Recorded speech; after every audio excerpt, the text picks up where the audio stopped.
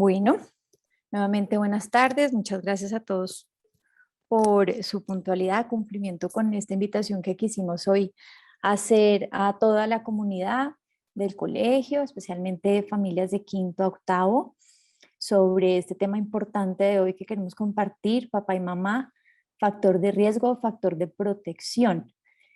Vamos a tener hoy un espacio donde vamos a poder reflexionar cómo nuestro rol como papás permite o no permite que seamos un factor de protección para nuestros hijos. Hoy tenemos como nuestro conferencista invitado a Leonardo García Rincón. Leonardo, bienvenido. Leonardo es psicólogo especialista en psicología clínica y magíster en salud pública, docente, investigador universitario y consultor en metodologías de investigación, medición y salud pública. Entonces, pues Leonardo, tienes papás de quinto a octavo, como te digo, algunos también colaboradores del colegio, profesores, y pues te dejo entonces con la audiencia. Muchas gracias. A ti, Luisa, muchas gracias. Muy buenas tardes a todas, muy buenas tardes a todos. Creo que me dijiste, Luisa, que ibas a grabar, ¿cierto? Sí, iniciamos ya a grabar también la reunión para que todos nos autoricen. Perfecto, no hay ningún problema, entonces yo creo que es chévere poder grabar para compartir con los papás que no estén con nosotros en la tarde. Entonces, perdóname, pero no se ha iniciado la grabación, ¿no? Sí, ya. ¿Sí? Sí, señor. Sí, perdón, sí aparece ahí, lo siento. Nos dice Diana que algunos papás dicen que no pueden ingresar. Entonces voy a ir aquí presentándome mientras van dando acceso a las personas. Como les decía, muy buenas tardes para todas, para todos. Gracias por participar en este espacio. Gracias por participar en este espacio. Yo creo que trataremos un tema que es muy, digamos, como significativo, relevante para las familias. Quiero invitarlos a que, por favor, durante la sesión pregunten, activen el micrófono, enciendan su cámara. Este espacio es de ustedes, este espacio es de ustedes, este es un espacio para que podamos todos aprender sobre una temática particular. Como bien estaba diciendo Luisa, yo soy psicólogo de formación, es decir, estudié psicología. Cuando yo terminé de estudiar psicología, o cuando estaba estudiando psicología, un tema que me pareció muy interesante tenía que ver con el consumo de sustancias psicoactivas. Y este tema me parecía muy interesante porque habían varias preguntas que yo me hacía. Sí, ejemplo, ¿por qué si nos dicen desde el colegio que no consumamos sustancias y salen hartísimas campañas de salud pública y en general campañas en las que se habla que el consumo puede ser nocivo para la salud, lo hacemos? ¿Cuál es la razón? Porque hay personas que se enganchan más fácil que otras. Porque hay personas a las cuales un tratamiento les sirve y a otras que no. Esas preguntas que me motivaron, digamos, esas preguntas me motivaron a trabajar y a empezar a estudiar matemática. Por esa razón, cuando yo me gradué, o el día antes de graduarme, pues empecé como a investigar sobre el tema. Y cuando me gradué, el primer trabajo, de hecho, el primer trabajo que yo tuve como psicólogo fue en algo llamado el Sistema de Responsabilidad Penal Adolescente. Allí fue la primera vez que trabajé, y allí me encontraba con casos súper interesantes de adolescentes, chicos, chicas que tenían un consumo problemático o incluso algunas dependencias.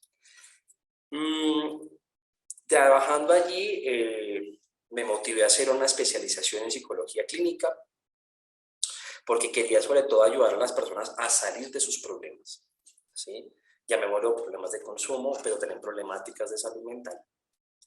Y después de que yo hice esa especialización, me di cuenta que era muy importante ayudar a las personas a salir de las problemáticas, pero me pareció muy importante, muy costo eficiente tratar de prevenir que más, o sea, en vez de que pudiéramos ayudar a las personas a salir de sus problemáticas, ayudar a que no llegaran a esas problemáticas.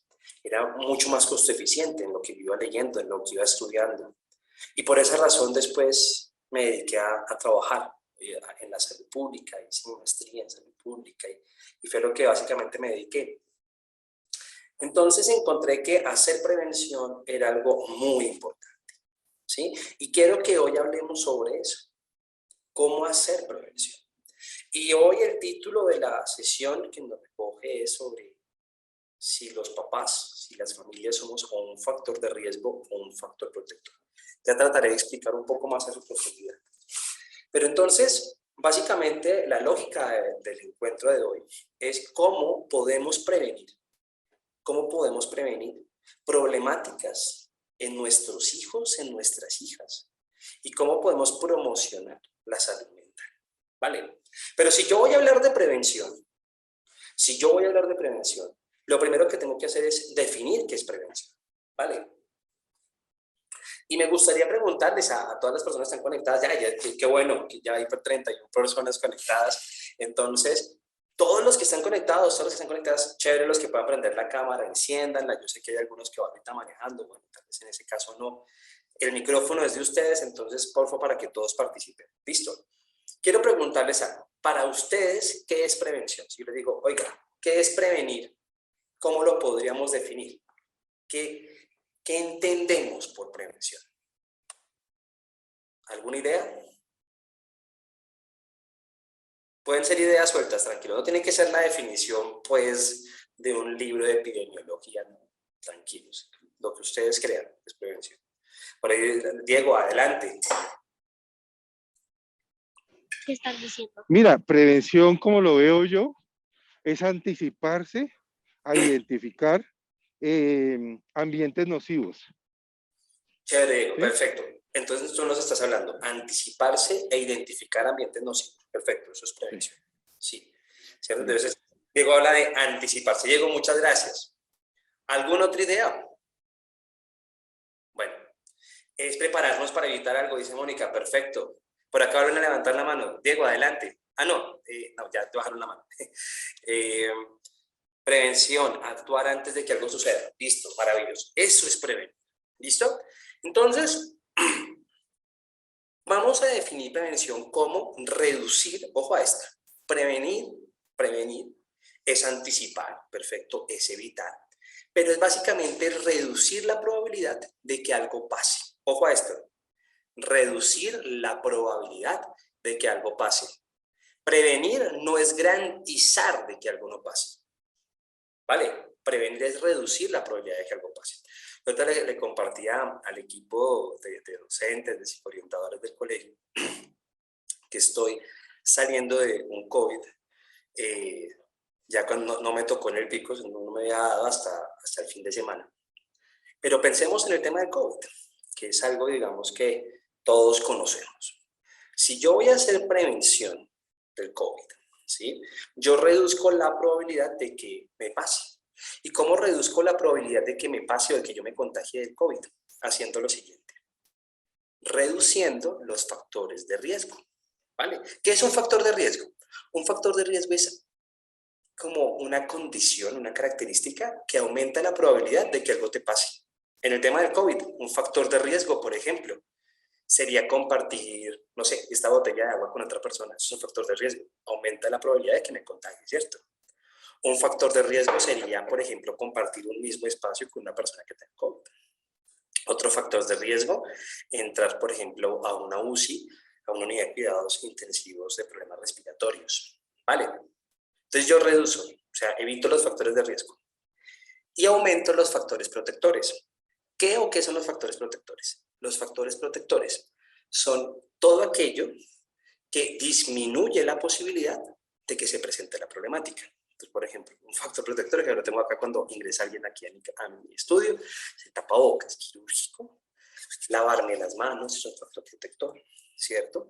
Tener espacio es un factor protector. Ojo, si yo evito todos los factores de riesgo y tengo todos los factores de protección, ¿me garantizan un 100% que no me va a dar COVID? No, ¿cierto? Se reduce la probabilidad, pero no me lo garantiza.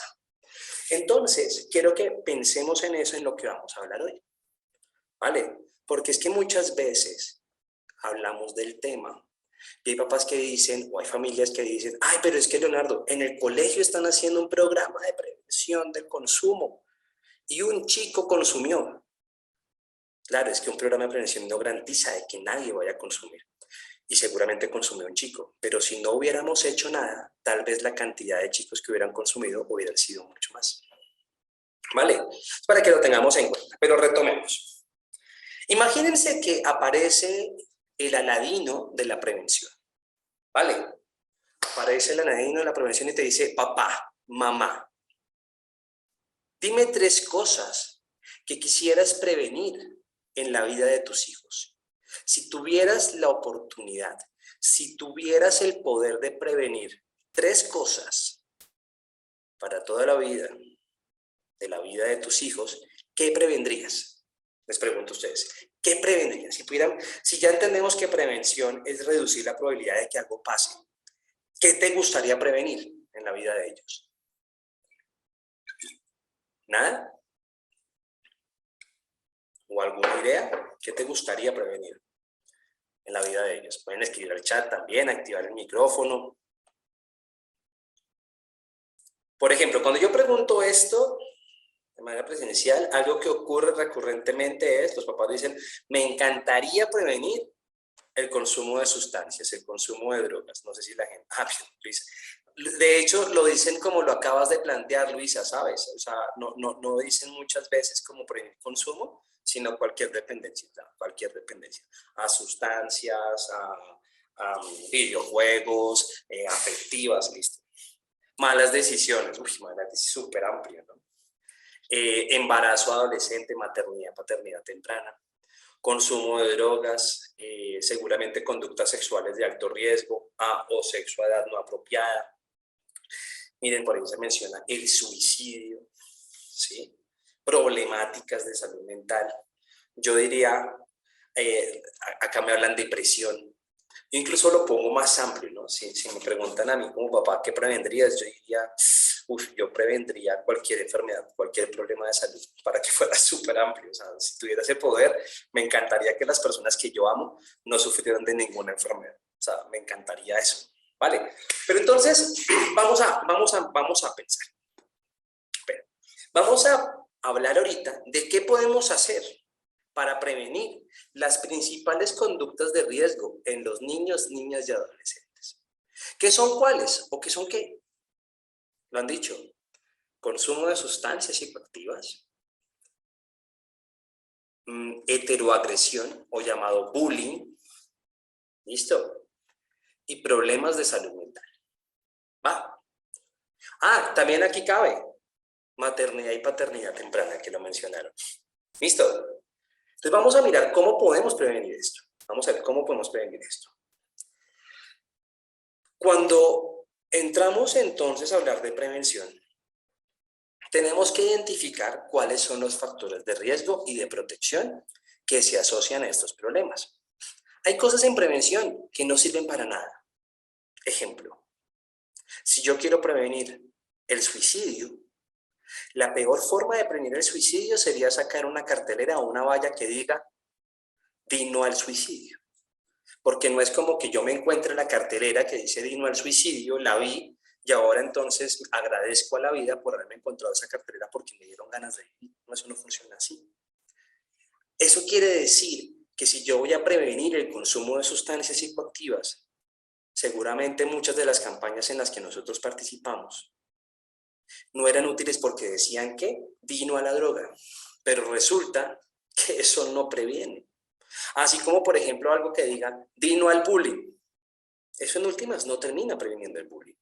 Tenemos que identificar cuáles son los factores que se asocian a esto. Entonces, yo quiero compartir con ustedes 2 modelos para identificar cuáles son los principales factores asociados. Resulta que en el año 2021, durante el año 2020 y el año 2021, con un señor llamado Efrén Martínez, hicimos una investigación para mirar cuáles son los principales factores que se asocian a las distintas conductas de riesgo de niños, niñas y adolescentes, ¿sí? Y entonces voy a presentarles a ustedes dos modelos iniciales.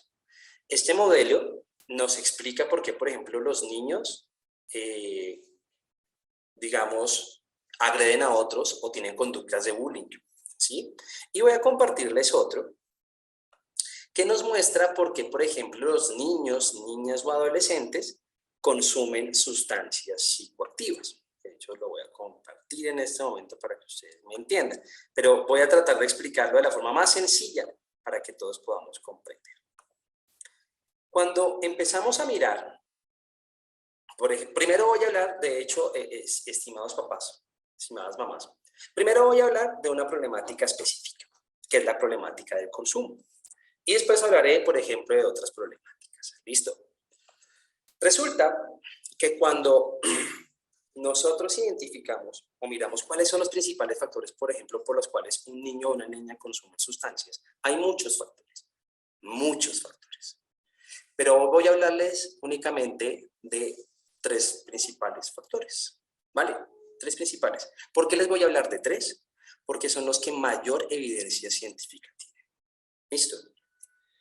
El primer factor que aplica para todos los problemas, no solamente consumo, sino para todos los problemas, tiene que ver con algo llamado influencias normativas. Cuando nosotros empezamos a estudiar por qué los chicos consumen por primera vez, por ejemplo, una sustancia, a eso se le conoce como consumo experimental, ¿sí? Quiero clarificar algo. Cuando nosotros hablamos de temas de drogas, no todas las personas que consumen drogas, por ejemplo, son dependientes o son adictas.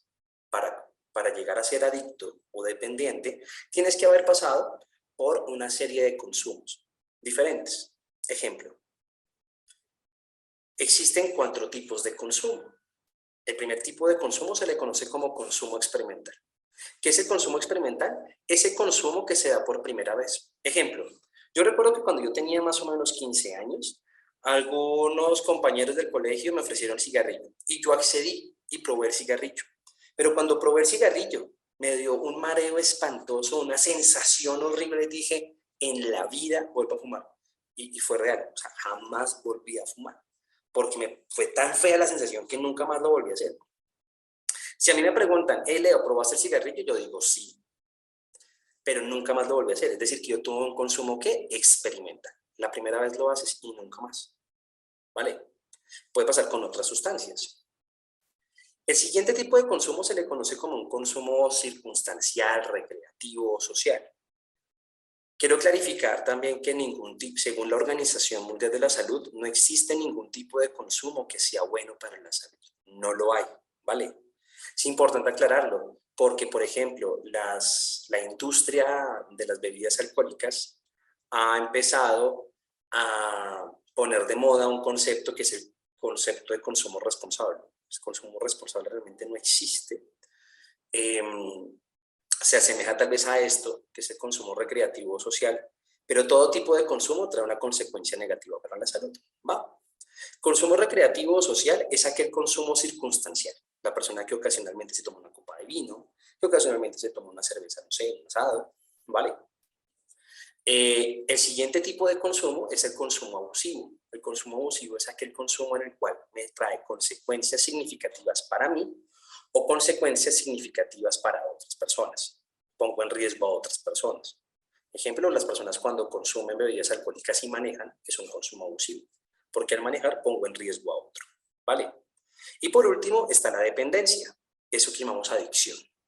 Y la dependencia es dependencia porque se generan básicamente 3 cosas. Uno es la tolerancia. Cada vez necesitas más de la sustancia para percibir el efecto. Ejemplo, la primera vez que tú tomaste alguna bebida alcohólica, esa primera vez, seguramente con 2 o 3 bebidas, tú te sentías medianamente prendido o ebrio o ebria. Pero a medida que has empezado a tomar, ahora aguantas más, necesitas más bebida alcohólica para sentir el efecto. Si eso te está pasando, cumples el primer criterio de la dependencia, se llama tolerancia. El segundo criterio es síndrome de abstinencia. Cuando dejas de consumir, te sientes ansioso, más estresado. Y la tercera característica de la dependencia es cuando una persona, por ejemplo, requiere, digamos que necesita tener la sustancia cerca. Eso se llama búsqueda activa. Pero bueno, volvamos. ¿Qué es lo que quiero decirles? Una persona salta de un tipo de consumo a otro. Pero entonces volvamos. ¿Qué hace que una persona pruebe, lo haga por primera vez? Hay tres principales factores, ¿vale? El primer factor, que es uno de los principales, se llama influencia normativa. ¿Qué es la influencia normativa? La influencia normativa, quiero que todos me entiendan. La influencia normativa es que los principales actores de mi vida, si los principales actores de mi vida se encuentran de acuerdo con que yo haga algo, es más probable de que yo lo haga. Otra vez, si los principales actores de mi vida se encuentran de acuerdo con que yo haga algo, es más probable de que yo lo haga. ¿Va? Esa favorabilidad, por ejemplo, cuando yo me encuentro de acuerdo con que mi hijo haga algo, eso quiere decir que es más probable que él lo haga. Voy a poner un experimento y quiero que por favor todos, absolutamente todas y todos que están conectados, participemos. ¿Listo? Activemos el micrófono. Va a ser muy sencillo, no se necesita pues mucho conocimiento, una maestría, no, nada de esa vaina se necesita. Va a ser sencillísimo. Voy a decir una serie de eventos o situaciones de la vida. ¿Listo? A ver si Y ante esa serie de eventos o situaciones de la vida, ojo a esta lección. Voy a decir una serie de eventos o situaciones de la vida. Ante esa serie de eventos o situaciones de la vida, van a por favor, yo sé que vamos a activar los micrófonos, pero si quieren mientras termine la idea, apaguémoslos y ahorita volvemos, porque es que hay el ruidito de fondo. Ante esta serie de eventos o situaciones de la vida, usted me va a decir el tipo de bebida alcohólica que más se asocia. Está súper fácil. Yo digo, una situación de la vida, tú lo que más vas a responder es el tipo de bebida alcohólica que más se relaciona. ¿Listo? No lo vayan a filosofar, no se pongan a buscar en Google, no tiene que preguntarle a la persona que tiene al lado. Es súper sencillo. Situación de la vida y usted me dice el tipo de bebida alcohólica que más se relaciona. Empecemos, ahora sí vamos a activar micrófonos. Primera situación de la vida. Un asadito, choricito. Cerveza. Cerveza. Ajo. Cerveza. Cerveza, de fajo, bien, chévere. Cerveza. Por lo menos a la base ahí es cerveza. Muy bien, muy bien. Segunda situación de la vida. Un despecho del berraco. Aguardiente. Tercera situación de la vida. Tequila. Bueno, si la pregunta, Mónica, si la pregunta lo hubiera hecho, si estuviéramos en México y yo hubiera hecho esta pregunta en México, Guadalajara, las personas que me hubieran respondido, aguardiente. Tequila. Mezcal. ¿Cierto? O mezcal, muy bien, Francisco. Ahora, tercera situación de la vida. Una fiesta, estamos en un evento, llamémoslo fiesta, boda, fiesta de 15 años, y hay un brindis. ¿Con qué se brinda? Champaña. Muy bien. Muchas gracias. Si quieres, volvamos a poner el mute los micrófonos. De verdad, gracias por participar en este pequeño experimento. Que, si ustedes se dieron cuenta, cuando yo pregunté cualquiera de las tres, todos respondieron básicamente lo mismo. Y les pregunto, ¿por qué respondieron lo mismo? ¿Se pusieron de acuerdo antes de? Yo a alguien le dije, mire, es que voy a preguntar esto, por favor, díganle las respuestas. No, eso no ocurrió así. ¿O será que ustedes cuando tenían 14 o 15 años se encontraron un libro que decía tipo de bebidas alcohólicas para cada situación de la vida y se lo aprendieron de memoria? No, tampoco. Todos respondieron que para el despecho estaba el aguardiente porque vivíamos inmersos en un contexto, en una influencia normativa que nos decía que lo normal para el despecho era beber aguardiente. Vivíamos en una influencia normativa que nos decía que si ibas a hacer un asado, lo primero antes de comprar la carne, incluso era comprar la cerveza. ¿Por qué? Porque las influencias normativas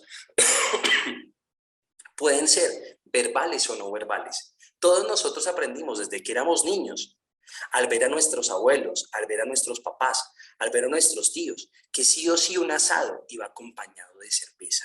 que sí o sí una fiesta de 15 años o un matrimonio tenía que brindarse con champaña. Y nosotros sencillamente lo que hicimos fue replicar esos comportamientos. Ahora yo les pregunto, ¿qué influencia normativa estamos generando nosotros ya a nuestros hijos y a nuestras hijas con nuestras acciones?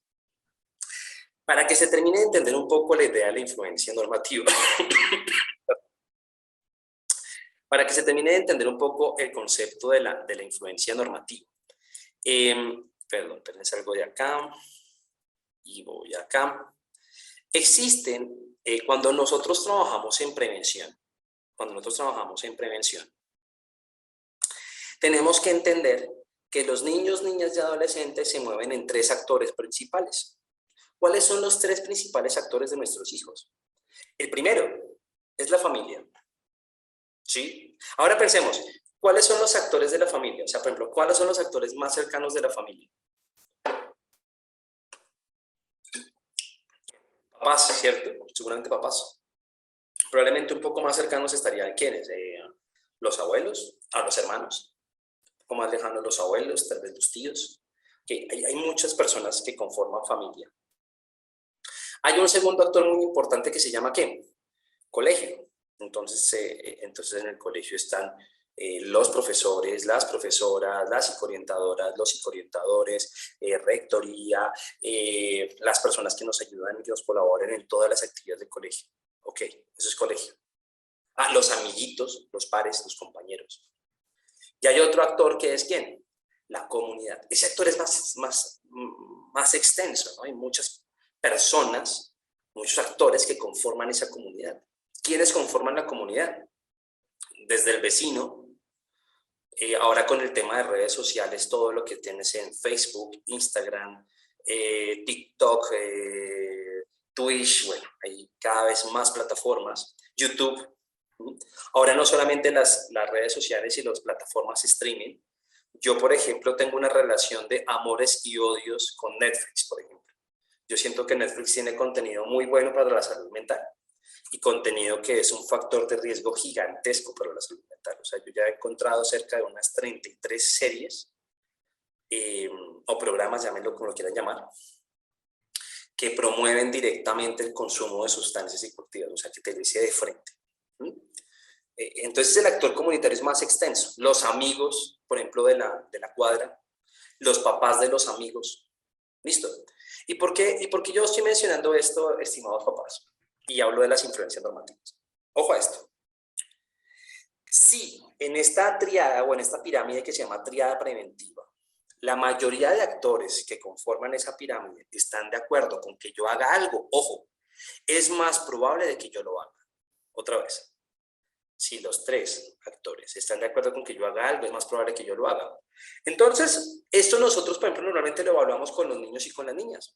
Y les preguntamos, oye, ¿tu mamá está de acuerdo, por ejemplo, con que tú tomes alcohol? Ya hay chicos que dicen, sí, mi mamá está de acuerdo con que yo tome.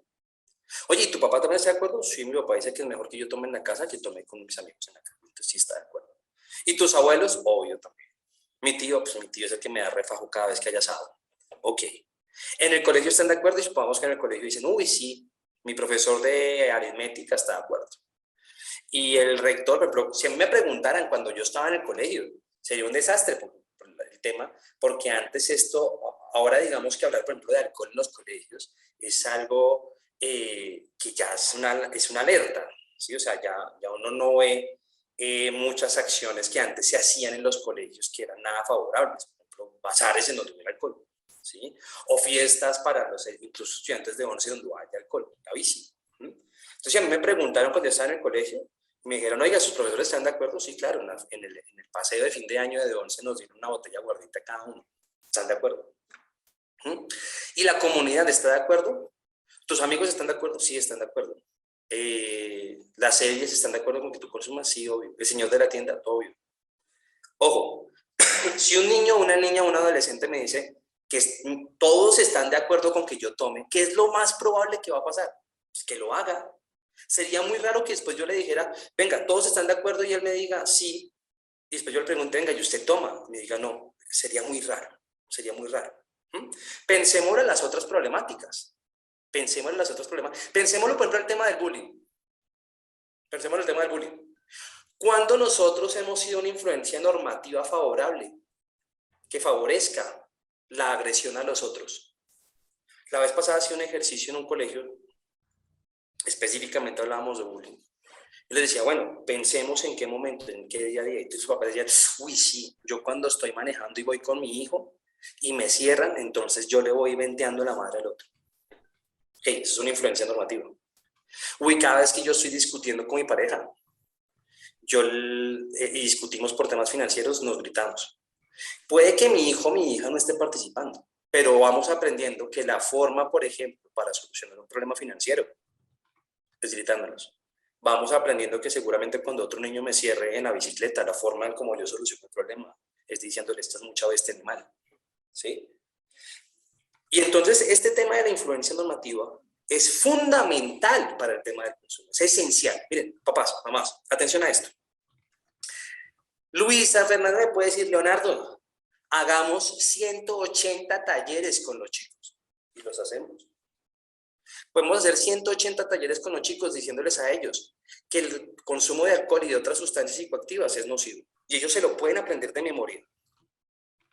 Pero si al finalizar las sesiones hacen un asado en su casa y el abuelito le dice, ay papito, toma un poquito de refajo, y el niño responde o la niña responde, no, ahorita es que imagínate que me dijeron en el colegio que esta vaina me hace daño.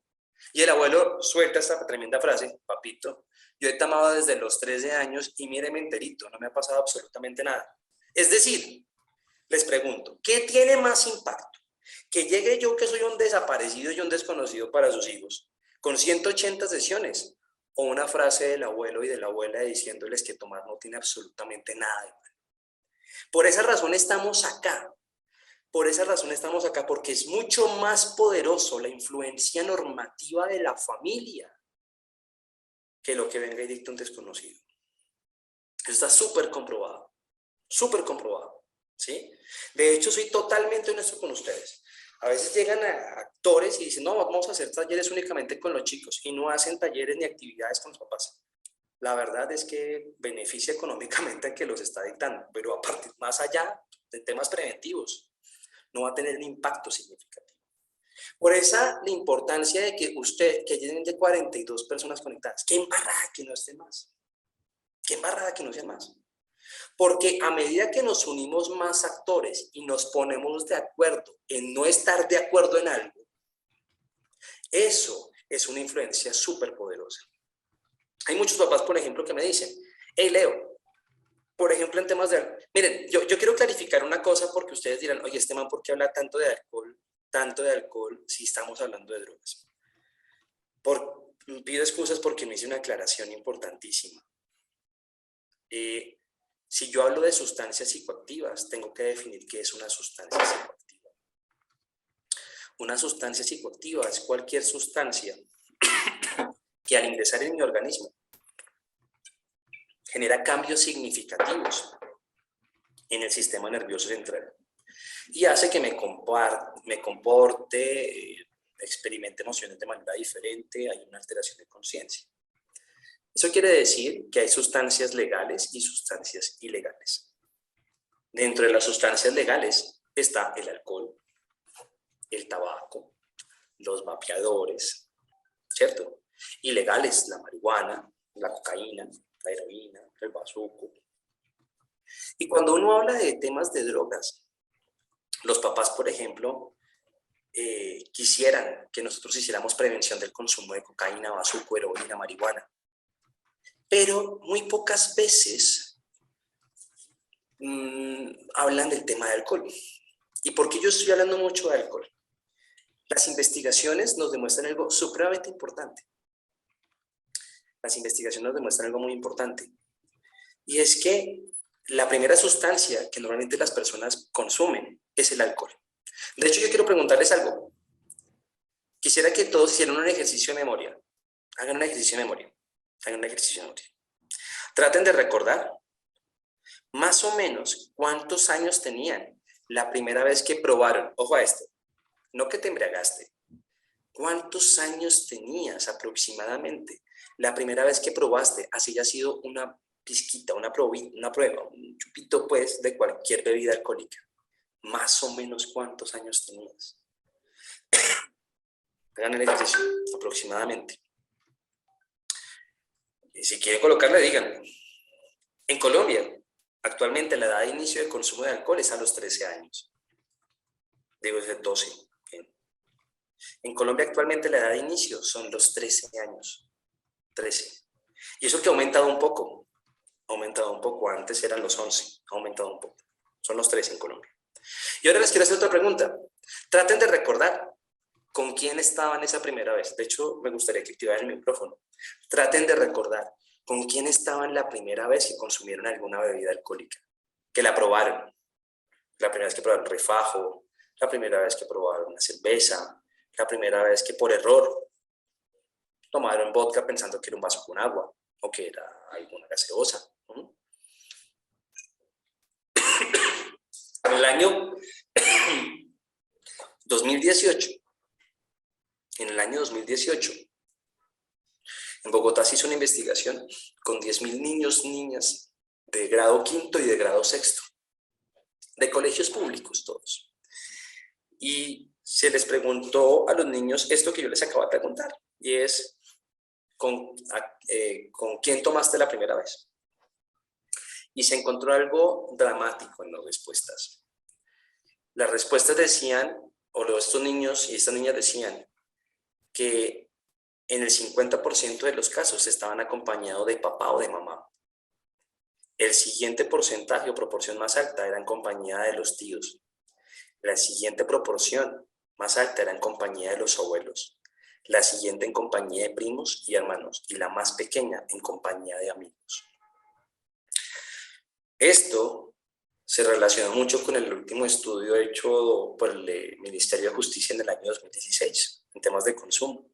Y denotó que el principal factor de riesgo es la familia cuando se inicia a consumir. Es decir, las primeras personas que normalmente ofrecen sustancias psicoactivas son los familiares. Leonardo, ¿cómo así? Sí, lo que pasa es que el alcohol es una sustancia psicoactiva.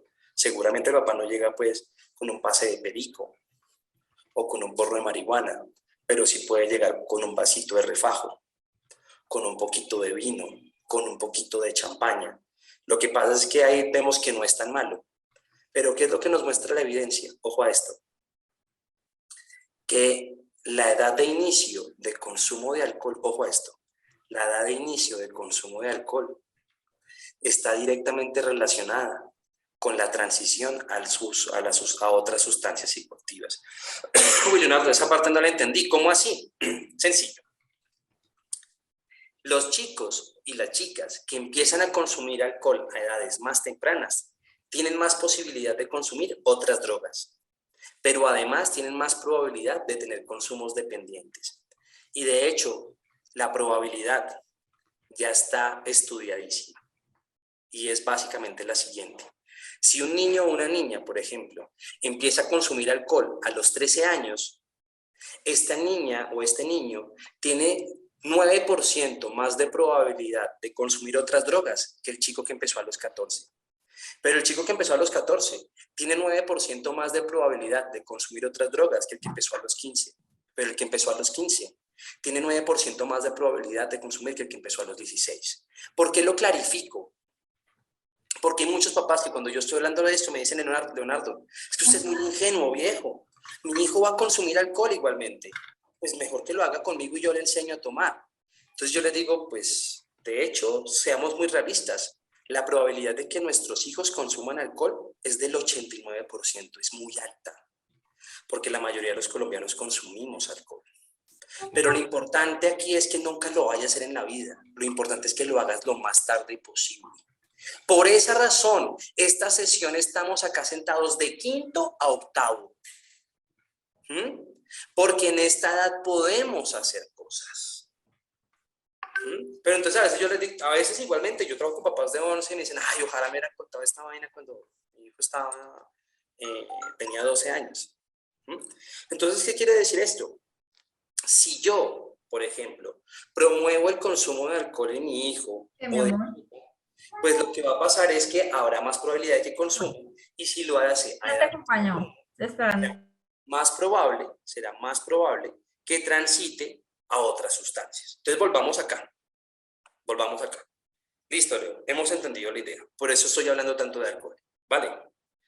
Porque de hecho, la mejor forma de prevenir, y quiero que se entienda, la mejor forma de prevenir que mi hija o que mi hijo consuma sustancias tales como marihuana, cocaína, éxtasis, MDMA, ácidos, ketamina, bueno, todo ese abanico de otras sustancias. La mejor forma de prevenir el consumo de esas sustancias es retrasando lo más que puedas la edad de inicio del consumo de alcohol.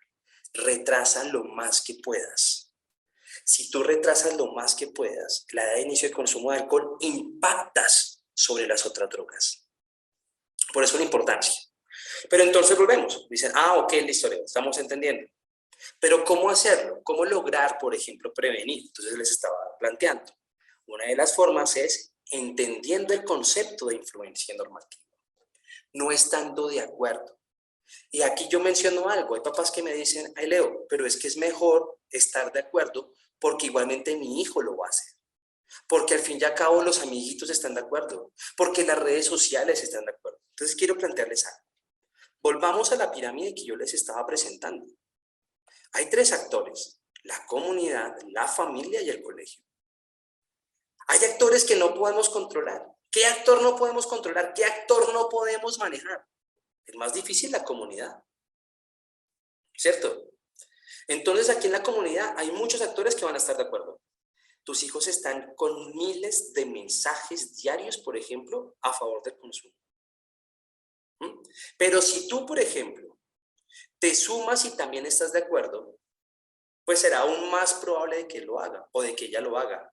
Entonces lo que tenemos que entender es, habrán actores que siempre están de acuerdo. Y lo que hay que hacer es un poquito de contrapeso. Por lo menos en casa no estar de acuerdo. Por lo menos mamá y papá no mostrarse de acuerdo. Ahora pensemos, ¿qué actores cercanos también podemos manejar? Ok, por ejemplo, de la familia, ¿quiénes podríamos hacerlos partícipes de esto? Yo muchas veces pongo ejemplos y acciones prácticas. Ojo con esto. Estas son algunas ideas que creo pueden ser muy funcionales por temas de consumo de sustancias.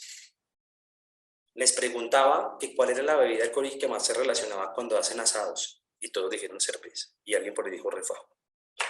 ¿Qué pasaría si tú haces un asado una vez al año o una vez al semestre? Entre más hagas, mejor. ¿Qué pasaría si haces un asado y en este asado invitas a toda tu familia? A tus hermanos, a tus papás, a tus sobrinos, invitas a toda la familia, ¿vale? Pero en ese asado no va a haber una sola gota de alcohol, ¿vale? Cuando hagas eso van a pasar una serie de situaciones y circunstancias bastante particulares. Vas a encontrarte que tus hermanos pues van a empezarte a decir, venga, y si me tomo qué hay de tomar, o sea, van a empezarte a presionar, ¿no? Entonces te van a incluso a decir que si tienes problemas económicos, porque no hay cerveza, que porque no hay trago. Vas a aprovechar el evento. Y les va a decir, no, hermano, imagínense que yo estuve en una sesión en donde decían que si nuestros hijos consumen alcohol a edades más tempranas, es más probable que consuman otras drogas.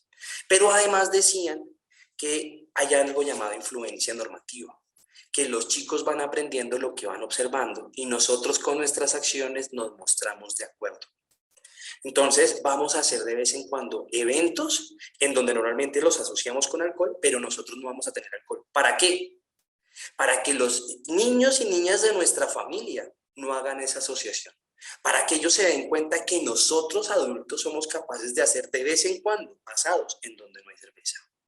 Lo mismo con las fiestas. Que no necesariamente una fiesta tiene que tener un brindis. Lo mismo, por ejemplo, en las fiestas de Navidad.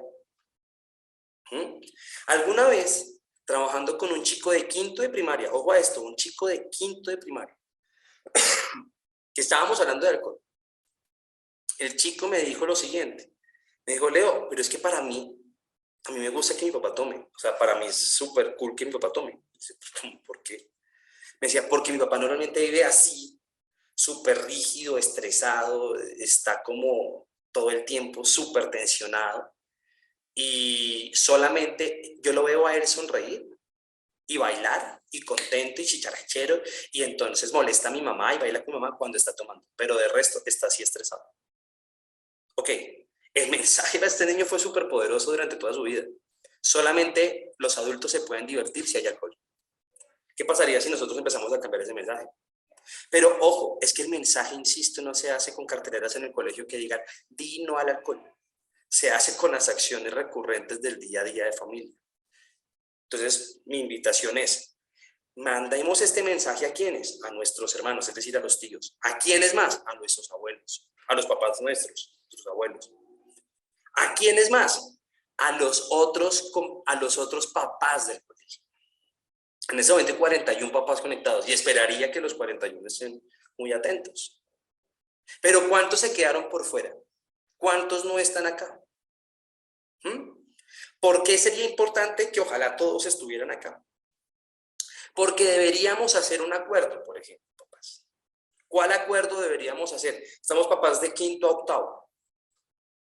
Y es, en ninguna de las fiestas en donde hayan menores de edad vamos a ofrecer bebidas alcohólicas. Y me encantaría, por ejemplo, que todos pusiéramos de acuerdo. E incluso preguntar quién no está de acuerdo. Porque en una de esas el papá de Juanito dice, uy, no, yo sí no estoy de acuerdo. A mí sí, yo sí les voy a dar alcohol a los chicos. Entonces uno identifica, el papá de Juanito dice que sí le va a dar alcohol a los chicos. ¿Por qué es importante identificarlo? Porque seguramente cuando esté en noveno, Juanito va a cumplir años. Y cuando Juanito cumpla años, puede llegarle la invitación a tu casa. La pregunta es, ¿dejarías tú que tu hijo vaya al cumpleaños de Juanito, que es el hijo del papá que está de acuerdo en dar bebidas alcohólicas a los otros chicos? ¿Qué es lo que quiero decirles, estimados padres? La influencia normativa es uno de los principales factores de riesgo o factor protector. Por eso esta sesión se llama ¿qué factor somos? ¿Qué queremos ser? Yo me he encontrado papás que abiertamente le compran los vapeadores a los hijos. Si yo, papá, compro el vapeador a mi hijo y llega mi profesor o mi psicoorientadora en el salón y dice, ay, no, mira, es que el consumo de vapeadores es malo, es nocivo, no va a cambiar absolutamente nada porque la influencia se muestra de acuerdo. Mostrarse en desacuerdo es fácil, no es fácil porque hay que luchar. Insisto, hay muchos actores que están de acuerdo, pero tenemos que ser nosotros quienes hagamos el contrapeso. Tenemos que ser la junta de padres los que estemos en desacuerdo. El colegio, ya con esta sesión, me está mostrando una influencia normativa. ¿Sí? El colegio tendrá que mostrarse en desacuerdo, por ejemplo, con el consumo de alcohol, de bebidas alcohólicas, de bullying. Pero lo mismo yo. Miren, volvamos acá. Hablábamos de consumo. Si quieren, pensémoslo ahora en otro tema. Esto aplica para otros temas. Pensémoslo en bullying, en agresión. ¿Qué pasa si mi hijo me dice, pa, es que se burlaron de mí en el colegio y me hicieron sentir mal? ¿Qué emoción vas a sentir? Yo sé que vas a sentir rabia, mucha rabia, porque te parece injusto que le hagan eso a tu hijo. Y si yo no gestiono bien mi emoción, en una de esas yo le digo, y papito, no se deje, métale 2 patadas bien duras para que aprendan cómo es la vaina. Y si desde la influencia normativa yo enseño que la forma siempre es solucionar los problemas de manera agresiva, pueden haber 10.000 talleres para el manejo del bullying, no van a ser útiles. Lo mismo, si yo desde mi casa, por ejemplo ahorita con el tema político, miren, desde el domingo yo ya dije, me voy a alejar de las redes sociales, porque ustedes no se han dado cuenta cómo nosotros nos referimos a la diferencia. Cuando las personas, por ejemplo, discuten de política, cómo tratan al otro. En el mejor de los escenarios, no lo bajan de ignorante. Pero en otros escenarios, es que usted es un mamerto y bueno, no sé qué tantas. El otro entonces, no, usted es un facho y no sé qué tantas. Y el que está en el centro, usted es un tibio y no sé qué tantas. ¿Por qué? Porque muchas veces no respetamos la diferencia. Y respetar la diferencia no quiere decir estar de acuerdo, es cómo nos referimos al otro. Yo me he encontrado, y hay varios profes conectados acá, y no me dejarán mentir, que los chicos, incluso desde antes de quinto, o sea, hablan de política, se los juro, hablan de política. Y uno los escucha a ellos, y lo peor es que mencionan y dicen, es que ese es un... O sea, es una vaina increíble, es impresionante. ¿Y ustedes qué creen? Que esa opinión política la sacaron pues al leerse las propuestas políticas de los candidatos. No faltará. Pero sobre todo cuando uno encuentra niños de tercero, segundo, lo dudo mucho, terminan siendo la réplica de las afirmaciones de esa influencia normativa. Ojo, yo no estoy echando la culpa únicamente a papás, a toda la triada. Pero lo mismo, si yo cada vez que veo una persona con una característica física, por ejemplo, no sé, con una característica física, con alguna diferencia, y lo que yo hago es burlarme, ¿qué espero que pase después? La principal, insisto, uno de los principales factores es la influencia. Y por eso la invitación, papás, a que seamos más conscientes de esa influencia normativa que nosotros estamos llevando. Ese es uno de los primeros elementos. Pero hay otro elemento muy importante. Hay otro elemento muy importante que también aplica, por ejemplo, en este modelo. Aplica también tanto para conductas, por ejemplo, de bullying, como para temas de consumo. Y tiene que ver con el involucramiento parental. Quiero hablarles un momento de esto, de qué es el involucramiento. En el año, uno de los principales factores protectores es el involucramiento parental. Voy a contarles un poco la historia para que me entiendan. ¿Qué es estar involucrado en la vida de mi hijo o de mi hija? ¿Qué es el involucramiento parental? Sí, es involucrarse en la vida de ellos. Involucrarse en la vida de ellos es poder conocer qué pasa en diferentes áreas de la vida de ellos. ¿Qué pasa en el área espiritual? ¿Qué pasa en el área social? ¿Qué pasa en el área afectiva? ¿Le gusta a alguien? ¿No le gusta a alguien? En el área social, ¿quiénes son los amiguitos? ¿Quiénes ya no son los amigos? ¿Quiénes son los papás de los amigos? ¿Dónde están? ¿Con quién están? ¿Qué redes sociales usan? Eso es involucramiento parental, ¿vale? En el año 2016, el Ministerio de Justicia y de Derecho hizo el último estudio nacional de consumo de sustancias psicoactivas en niños, niñas y adolescentes, de grado sexto a grado 11. De hecho, ahorita les voy a compartir el link si ustedes quieren revisar el estudio para que se den cuenta que no estoy diciendo ninguna mentira. En este estudio, pues aparte de preguntarle a los chicos, venga, ¿usted ha consumido alcohol? Sí, no, ¿a qué edad lo hizo? ¿Por qué lo hizo? Y con todas las sustancias, se les ocurrió una idea maravillosa y era relacionar el consumo con el involucramiento, ¿vale? Pero entonces, cuando iban a estudiar involucramiento, tuvieron una idea también muy importante o muy buena y era no preguntarle a los papás sobre el involucramiento. ¿Por qué no le iban a preguntar a los papás? Porque normalmente los papás dicen, yo soy el papá más involucrado en la vida de mis hijos. Entonces, como se entiende eso, más bien se le preguntó a los chicos y a las chicas. ¿Y qué se les preguntaba a ellos? A los niños y a las niñas se les preguntaba lo siguiente. Textual, se les preguntaba, oye, ¿tu mamá conoce quiénes son tus amigos? Y ellos decían, mi mamá cree saber quiénes son mis amigos. Mi mamá no sabe que yo cambié de amigos hace 3 semanas.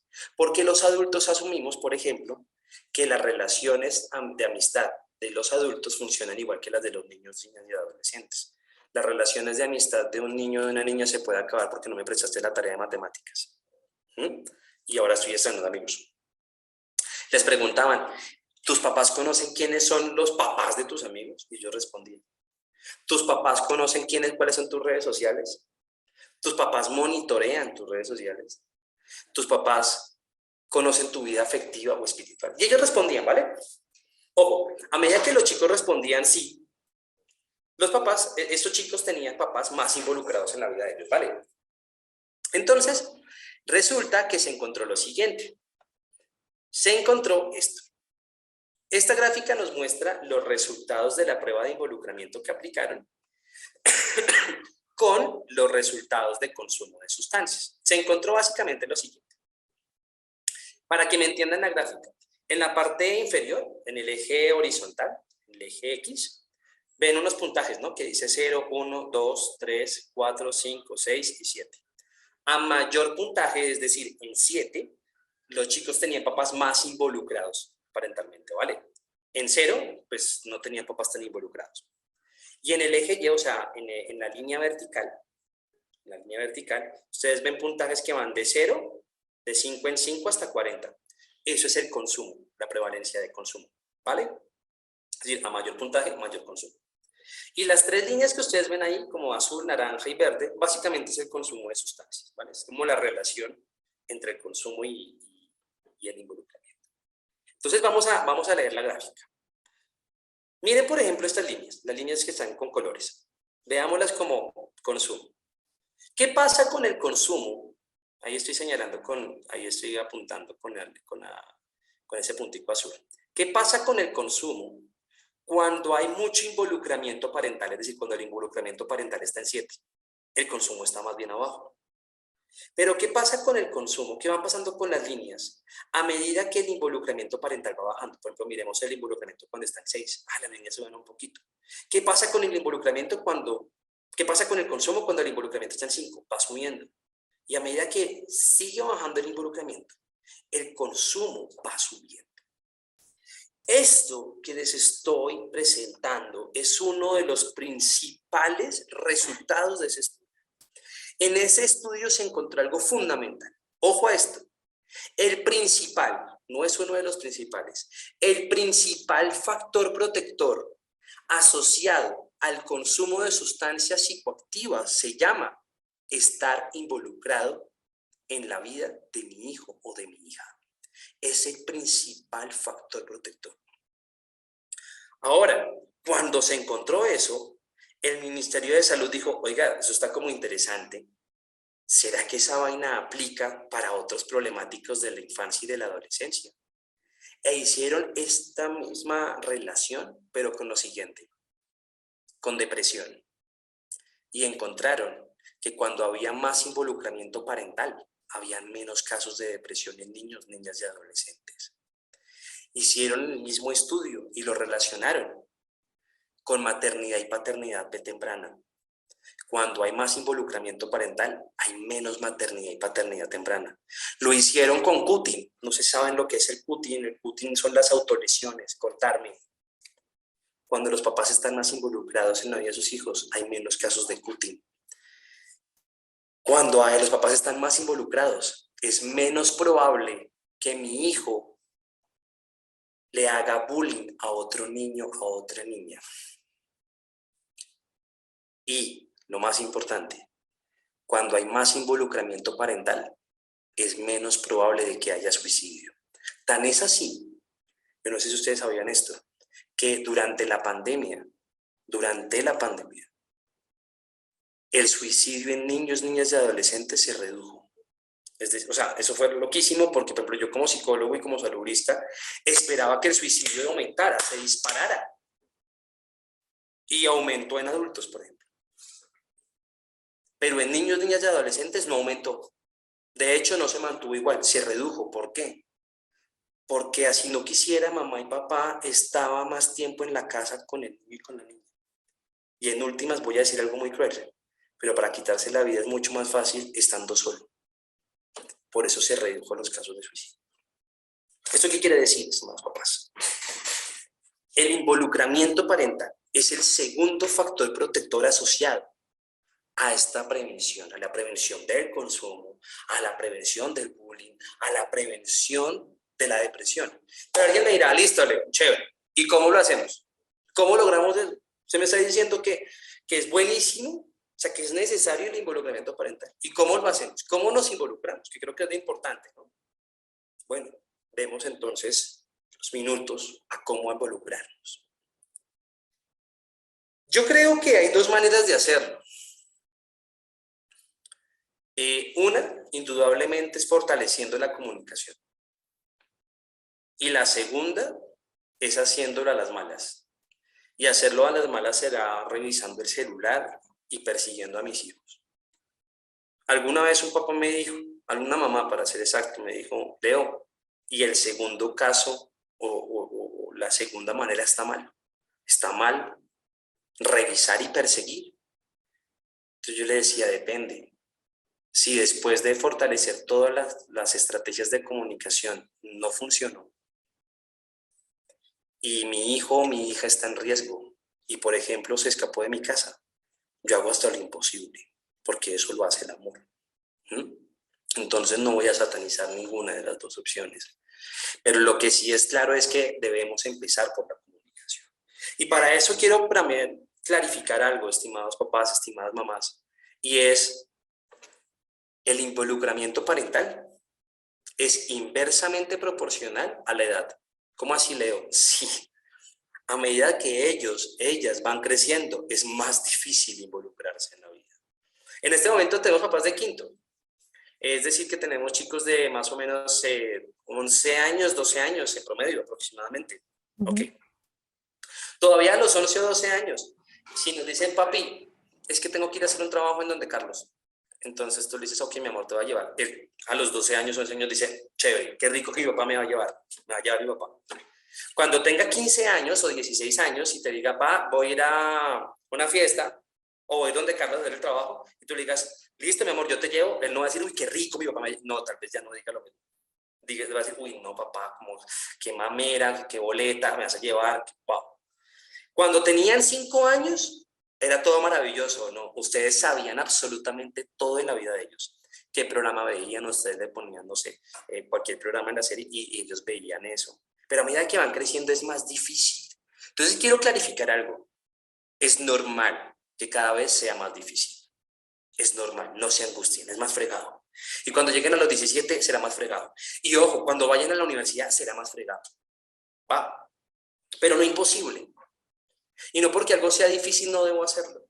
Ahora el tema es cómo hacerlo. Listo, Leo, estás diciendo que tenemos que fortalecer la comunicación. ¿Cómo lo hacemos? Yo voy a plantearme en 2 tips, solamente 2, y me gustaría que los manejáramos. ¿Vale? Esta es una estrategia que yo llamo escucha, ama y no juzgues. ¿Va? Pero voy a pararme primero desde el amor. Pero para hablar de amor tenemos que entender lo que es un sentimiento, porque el amor es un sentimiento. Y diferenciarlo de una emoción. Me gustaría preguntar acá, estimados papás, estimadas mamás, ¿saben la diferencia entre una emoción y un sentimiento? Yo sé que sí. ¿Están conectados por ahí? ¿Alguna idea? Diferencia entre emoción y sentimiento. Bueno, tal vez está difícil, listo. Entonces me voy a alguna más fácil. ¿Saben lo que es una emoción? Sigue estando muy difícil. Bueno, más fácil. Una reacción. ¿Cómo qué? Una reacción. Una reacción. Una reacción. Listo, chévere. Una reacción, es verdad, es una reacción. Hagamos una más fácil, Lito, para que todos Una emoción es pasajera.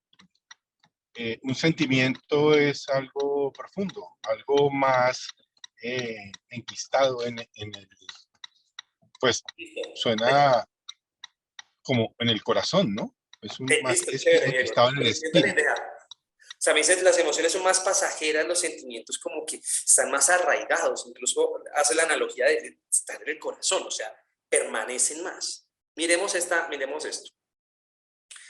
A ver, ¿quién me puede ayudar? Por ahí veo un nombre, si puedes. Mónica, si me ayudas a responder una pregunta rápidamente. Mónica, dame, si puedes ayudarme. Mónica, ¿cuántos hijos tienes? 2. Dos. Yo tengo 2. 2, perfecto, maravilloso. Mónica, ¿me puedes decir cuándo fue la última vez que sentiste rabia con alguno de ellos o alguna de ellas por cualquier cosa que hayan hecho? No me acuerdo. ¿Hace tanto? Sí, hace mucho tiempo. Muy bien, ok. Me parece chévere porque normalmente yo hago la pregunta y todos me dicen hoy o ayer. Pero bueno, listo, fue hace rato. ¿Te acuerdas vos? Ok. Algo que hayan hecho. ¿Te acuerdas de esa vez o no te acuerdas? Digamos que quedó como en el pasado, eso fue antes de pandemia, justo cuando empezó pandemia, entonces. Ok, listo, hace rato. Entonces voy a preguntarle a otra persona. Ok. Por acá, no sé, Ana, si tú me ayudas. Ana ¿Ana Cardona. yo? ¿Ana Sí, sí, sí. Cardona? Sí. ¿Cuál es la ¿Tienes pregunta? hijos, Ana? ¿Tienes hijos? No, no tengo. Ah, no tienes hijos. Luisa, ¿tú No, no tienes tengo hijos? hijos. Tengo muchas hijas que no son mías. Ah, ok. Bien, perfecto. Luisa, ¿tú? Sí, una. Listo. ¿Hija o hijo? Hija. Hija. ¿Cuándo fue la última vez que sentiste rabia con tu hija? Por alguna cosa que haya hecho. ¿Si ella sido una bobada? Sí, hoy. Hoy. Listo. ¿Cuánto tiempo te duró la rabia? Uy, no sé, no la Pero más tengo. o menos, un aproximado. No, una hora, sí, Una sí, hora. sí, Una hora. Listo. ¿Qué sientes por tu hija? mucho amor, ¿Y cuánto tiempo te ha durado el amor por ella? desde que nació hasta... Más de una hora, es claro. Sí. Sí, y si yo hago, al hacer esta pregunta, yo creo que mucha gente dirá como, qué estúpido, pues obviamente el amor es toda la vida, o sea, yo amo a mi hijo y a mi hija todo el tiempo, claro, es decir, lo que estaban diciendo ahorita Diego, lo que estaba diciendo Pablo es real, es decir, las emociones son momentáneas, tú sientes alegría, tristeza, miedo, ira, unos minutos, Luisa sintió una hora, ¿m?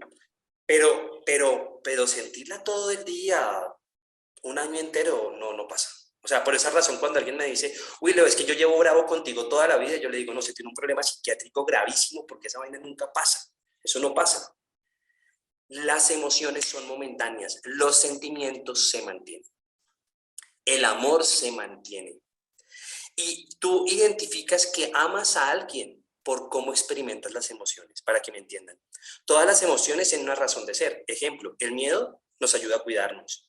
La ira nos ayuda a definir lo justo de lo injusto.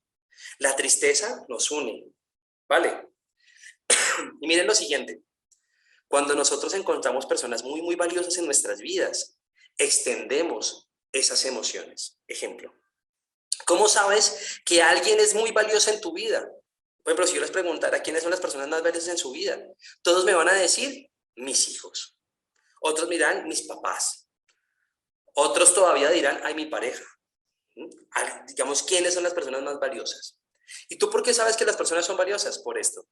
Porque si llega tu hija y te dice, ma, imagínate que en el colegio me dijeron que fui la mejor en el trabajo, que están muy orgullosos de mí, que ellos saben que yo puedo hacer todas las cosas, me pusieron de ejemplo, ¿no? Y llega súper feliz y te lo cuenta. ¿Tú qué sientes? Alegría, orgullo, alegría. Yo Pero tengo, perdón, yo tengo una pregunta. ¿Qué pasa si esa emoción es tan fuerte que se vuelve sentimiento? ¿qué es lo que pasa con la emoción? Que la interpretación de la emoción se convierte en un sentimiento. Mira, por ejemplo, lo que lo estoy diciendo. Supongamos que entonces tu hija te dice, mamá, me siento súper, súper feliz. Entonces tú te sientes feliz, ¿vale? Me alegra porque te fue bien, siento alegría. Pero si un día te dice, ma, en el colegio alguien se burló de mí, me trató mal, me pegó y todos en el salón se rieron. Honestamente, ¿qué sientes? Sientes una piedra inmensa, muchísima ira, porque te parece injusto, porque consideras que es injusto que te maltraten a tu hija porque es el mejor ser humano del mundo. Sientes ira, ¿vale? Pero si tu hija te dice, ma, voy a salir con mis nuevas amigas, con mis nuevos amigos, mi primera fiesta, y no me vas a llevar, pero tú así la llevas, pero igualmente te amo. O sea, tienes que despegarte un momento de la fiesta. ¿Tú qué sientes? Sientes miedo. Y las que hemos perdido personas muy importantes y valiosas, sabemos que sentimos una tristeza inmensa. Entonces, ¿qué pasa, Marta? Si te va bien, me alegra. Si te tratan mal, me da ira. Si estás en riesgo, me da miedo. Si te pierdo, sentiría una tristeza inmensa. Se llama amor. Pero si por algo que tú me hiciste después, cuando te va mal, me alegra. Cuando te va bien, me siento triste. Seguramente ya no se llama amor, sino se puede llamar odio. Es decir, son las interpretaciones de las emociones las que construyen los sentimientos. ¿Va? Ahora, ¿por qué menciono y digo esto? Porque lo que quiero plantear es el amor es un sentimiento. Adelante, Diego.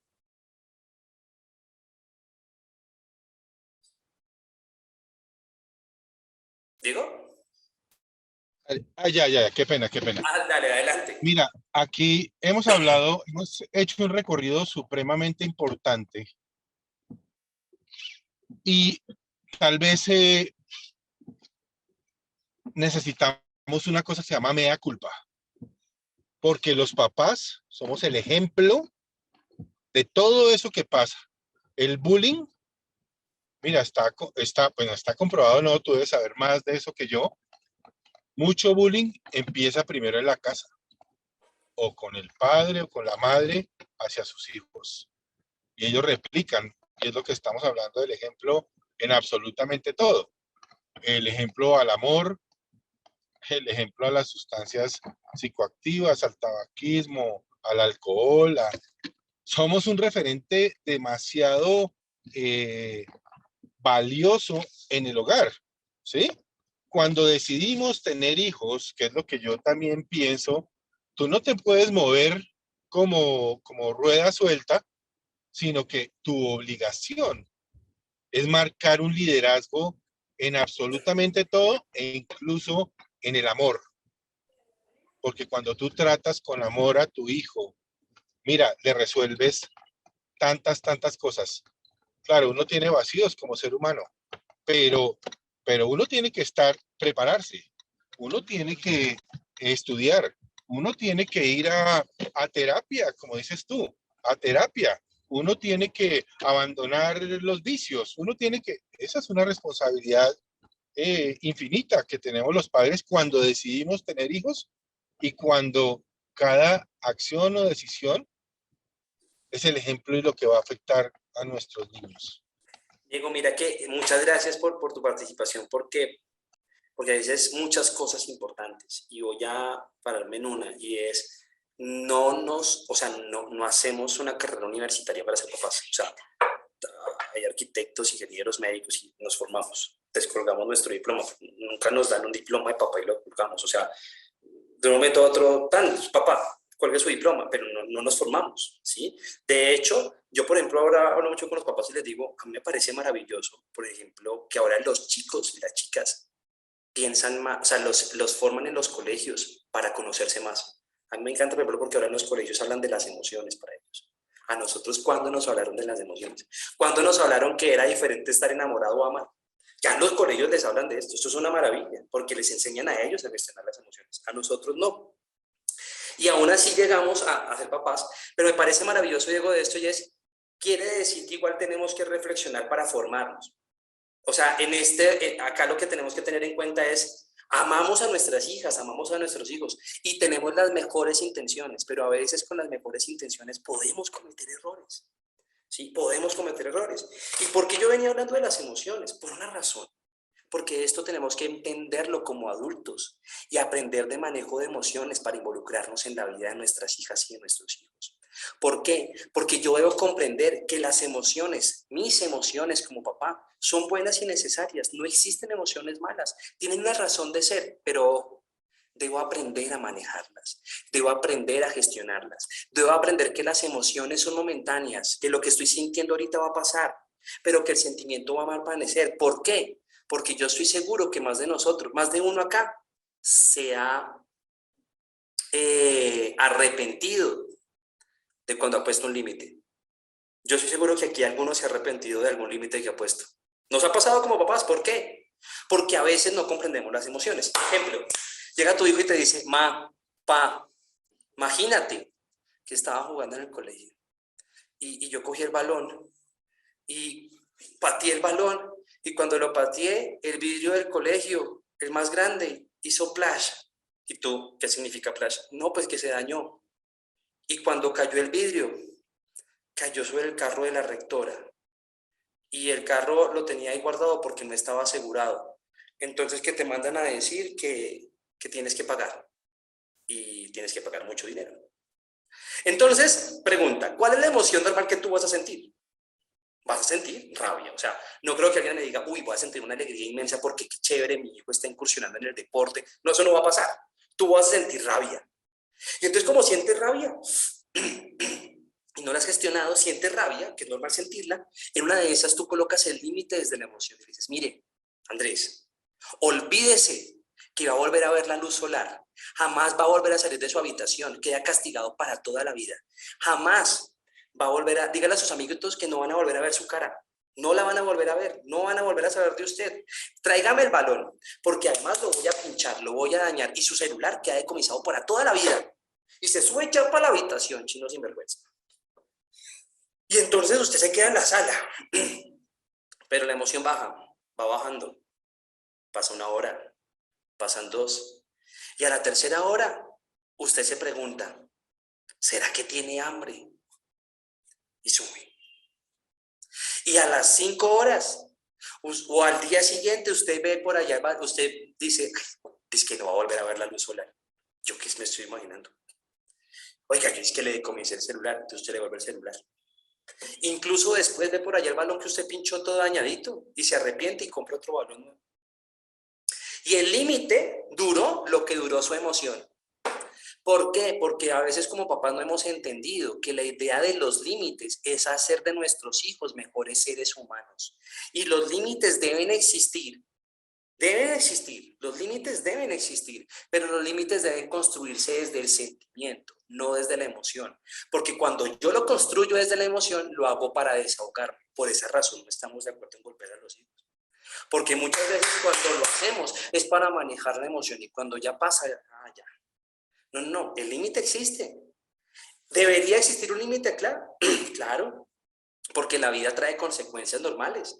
Seguramente el límite es reducir significativamente el tema del, ¿cómo se llama?, de la mesada. Ibas a ir a un parque de diversiones, ya no vamos a ir. Ibas a ir a un viaje, ya no vas a ir al viaje. Porque eso es la consecuencia normal de la vida. Y debemos enseñar que hay consecuencias normales en la vida. Pero ¿qué es lo que quiero decir con esto, estimados papás? No podemos pretender involucrarnos adecuadamente en la vida de nuestros hijos si nosotros primero no aprendemos a manejar nuestras emociones. ¿Por qué? Porque además vas a escuchar muchas cosas que adivina qué, no quieres escuchar. Va a llegar un día y te va a decir, ma, ¿te acuerdas del chico que te caía mal? Entonces tú dirás, sí, mi amor, ¿cuál de todos? Dice, no, este chico que tiene tales características, bla, bla, bla. Dice, sí, mi amor, ya me acordé. Ahora imagínate que es mi novio. Si tú no aprendes a gestionar la emoción y reaccionas, pues colocas una barrera gigante y eso dificulta la comunicación. Ojo con esto, por favor. Yo no estoy diciendo, entonces gestionar la emoción es aceptar todo. No, tú construyes límites. Pero es que los límites son importantes plantearlos gestionando las emociones. Y 2, y ya con eso termino porque ya sé que me pasé 2 minutos. Aprendamos a validar las emociones y las situaciones que desencadenan estrés en ellos y en ellas. ¿Cómo así? Alguna vez, historia, para ir cerrando, me enamoré. La primera vez que me enamoré tendría unos 15 años aproximadamente. Y la primera vez que me enamoré, yo estaba súper tragado, súper tragado. Era mi primera novia. Y una vez yo me iba a ver con ella, y yo cuando me fui a ver con ella, me compré una chocolatina para llevarle el regalo a ella. Y llegué, y cuando llegué, ella me dijo, Leo, tenemos que hablar. Yo todavía no tenía ni idea del impacto que tenía esa frase de tenemos que hablar, entonces yo me alegré. Dije, sí, cuéntame. Y cuando ella me dijo, mira, es que tú ya no me gustas, tengo otro novio y no quiero seguir contigo. Pues me dolió mucho, me puse muy triste. Y me puse triste y empecé a llorar. Y empecé a llorar y llegué a la casa. Y cuando llegué a la casa, mi mamá me dice como, ¿usted qué le está pasando? Mi mamá sintió una emoción, ¿cierto? Me vio triste. Siente una emoción, siente miedo. Y le empiezo a contar, es que me rompieron el corazón, me dijeron que había alguien mejor que yo, no sé qué. Si va a sentir seguramente que rabia. Entonces, cuando mi mamá siente eso, yo le digo, mami, es que me rompió el corazón. Mi mamá me dijo lo siguiente, Leonardo, no sea idiota. Nadie se ha muerto de amor y usted no va a ser el primero, papito. Hay muchos peces en el estanque. Me hace el favor, se limpia las lágrimas, deja de estar triste porque no se va a morir de amor. Me limpié las lágrimas, no dejé de estar triste, aunque afortunadamente no morí de amor. Lo que pasó es que años después, adivinen qué, me volvió a pasar. Y cuando me volvió a pasar, mi mamá me volvió a ver mal. Entonces, ¿qué le pasa? Y yo le dije, no, otra vez me partí el corazón, no sé qué. Digo, Leonardo, usted definitivamente, Dios, ¿por qué me diste este hijo tan bobo para el amor? Que no, que nadie se muere de amor. ¿Cuántos peces hay en el estanque? Y yo le decía, sí, pero es que yo quiero ese pececito. Entonces me decía, no, Leonardo, no sea bobo, no el favor, deje de ser tan pendejo. ¿Saben qué pasó? Que ocurrió una tercera. Y cuando ocurrió la tercera, yo no fui tan bobo de contarle a mi mamá, porque yo ya me sentía lo suficientemente mal para que creyera que era un pendejo en el amor. Y mejor me fui con mis amigos del colegio a tomarnos unos aguardientes porque yo sentía que ellos sí me escuchaban. Ojo a esto. Mi mamá es la persona que más me ama en el mundo, estoy seguro. Lo que ocurrió es que mi mamá no tenía una mala intención. Ella accionó desde la emoción que estaba sintiendo porque le parecía injusto que yo sintiera eso. Pero sin querer puso una barrera gigante en mi vida afectiva. Yo no le volví a contar nada hasta que no me fue bien. No le volví a contar absolutamente nada. ¿Por qué? Porque se invalidó la emoción.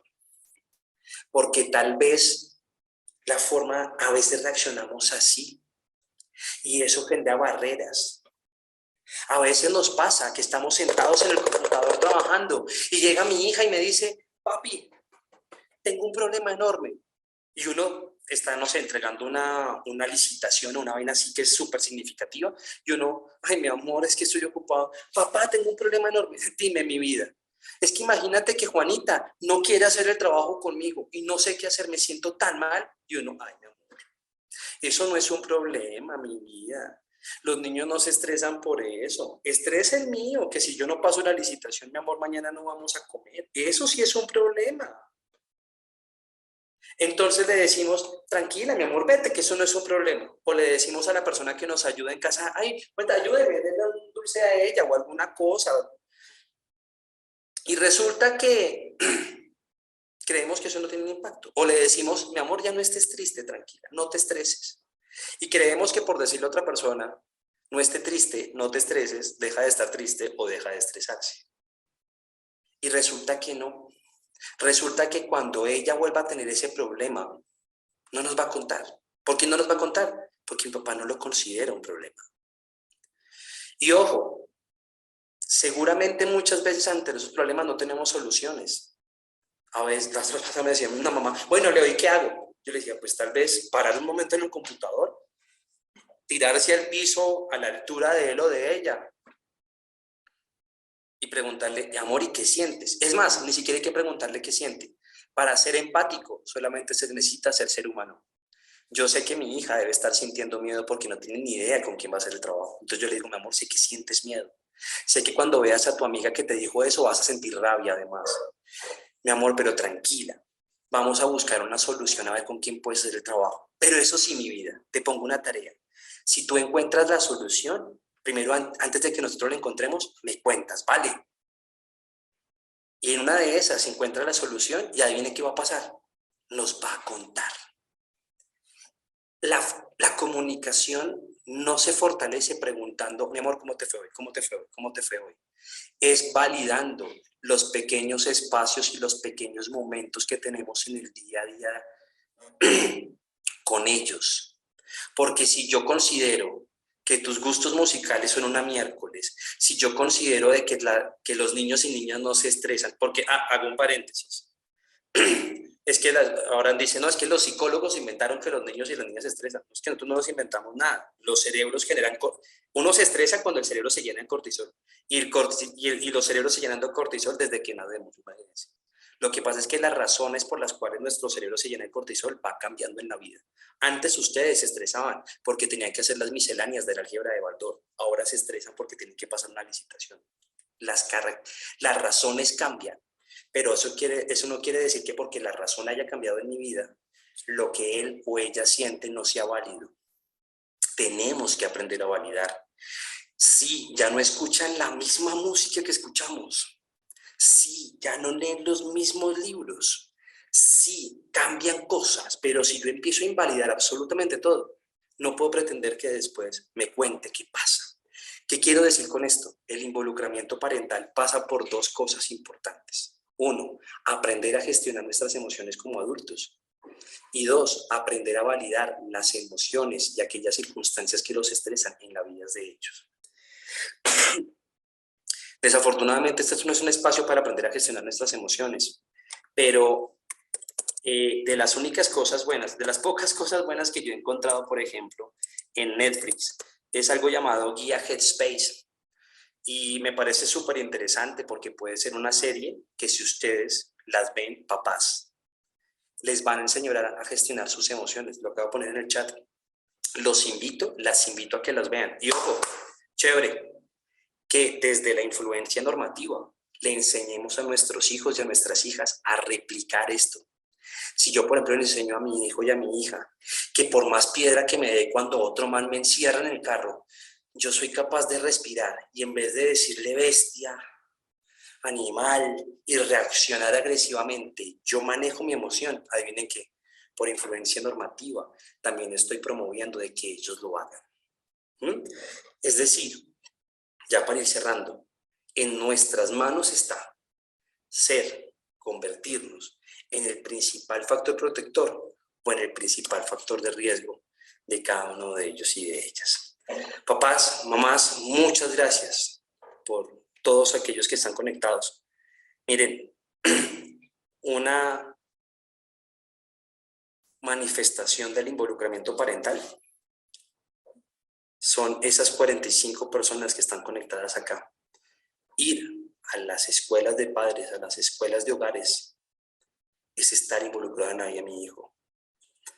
Es muy triste ver cómo a medida que ellos van creciendo, ya no son 45 personas, sino que cuando se llega a 11, ya solamente hay conectados 5 papás. Porque consideramos además que a medida que ellos van creciendo, ya no necesitamos estar involucrados en la vida de ellos. No nos comamos ese cuento. De hecho, a medida que ellos van creciendo, están en más cantidad, hay más riesgos en la vida. Y precisamente por eso debemos seguir fortaleciendo. Y ya para cerrar, porque sé que me pasado varios minutos, hay una investigación muy interesante que dice que una de las mejores maneras de involucrarse en la vida de los hijos, entendiendo que a medida que ellos van creciendo es más difícil hacerlo, es como institucionalizar rituales familiares. O sea, por ejemplo, en ese momento es maravilloso, papás de quinto octavo, empiecen a institucionalizar rituales que se hagan, o sea, una fecha específica, hacer algo en familia. Si no tiene rituales, invénteselos. El día de la cuchara, alguna cosa. ¿Por qué? Porque cuando se llega a la adolescencia y a la juventud, lo que se ha encontrado es que los chicos obviamente prefieren compartir más con sus pares, pero solamente sacrifican el tiempo con los pares cuando hay rituales familiares. Entonces, cuando hay más cantidad de rituales familiares, hay mayor cantidad de tiempo en familia. Hacer el árbol de Navidad, la celebración de cumpleaños de la abuela, el picnic del 23 de septiembre. Institucionalizarlos. Si no los tienen, invéntenselos. ¿Vale? Ayuda muchísimo. Bueno, no siendo más, ahora sí ya perdón por los minutos adicionales. Deseo que todos pasen una noche maravillosa, llena de bendiciones y nada, muchas gracias a todas y a todos.